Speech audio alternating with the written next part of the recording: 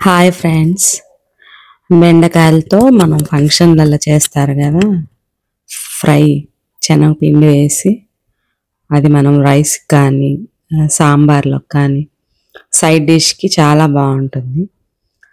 బెండకాయని అలా ముక్కలుగా చేసుకోవచ్చు, లేదా చిలికలుగా అయినా చేసుకోవచ్చు.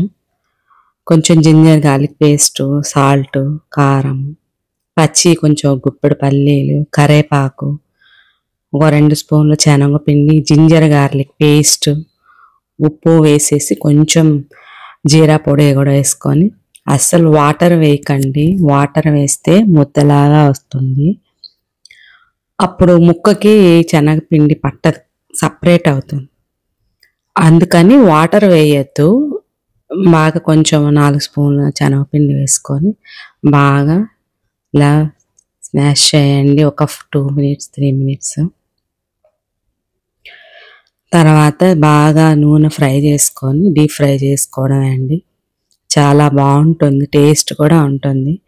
మనం జింజర్ గార్లిక్ పేస్ట్ వేసాం కదా, పల్లీలు మధ్య మధ్యలో తగులుతూ, ఉప్పు కారం, ఒక గుప్పెడు కరేపాకు కూడా వేయండి. ప్రస్తుతానికి నాకు అక్కడ లేదు ఇంట్లో, అందుకని నేను వేయలేదు.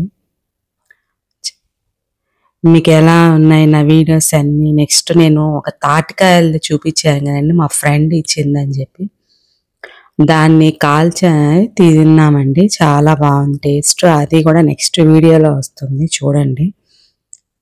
ఇలా ముక్కలకి నీట్గా పట్టేస్తుంది. ఒక 2-3 మినిట్స్ అలా మనం బాగా కలుపుతూ ఉంటే కొంచెం ఉప్పు చూసుకొని కావాలంటే వేసుకోవచ్చు.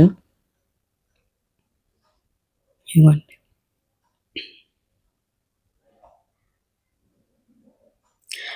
ఈ బెండకాయ ఫ్రై, గోబీ ఫ్రై కానీ బెండకాయ ఫ్రై కానీ ఎక్కువ టైం పట్టేస్తుంది. ఫ్రైకి చాలా సేపు పడుతుందండి. మనం ఒక వాయి వేగడానికే చాలా సేపు పడుతుంది. చూడండి, ఇలా బాగా క్రిస్పీ అయ్యాక ఒక ప్లేట్లో తీసుకొని తినడమే అండి. చూడండి ఎంత క్రిస్పీగా ఉంటాయో, టేస్ట్ కూడా అంతే బాగుంటుంది. ఎమ్మీ ఎమ్మీ బెండి ఫ్రై రెడీ అయిపోయింది. మీరు కూడా చేయండి చక్కగా. ఎలా ఉందో చేసి మీ టేస్ట్లు ఎలా ఉంది, మీకు ఎలా వచ్చిందో కామెంట్స్ పెట్టండి. Thanks for watching.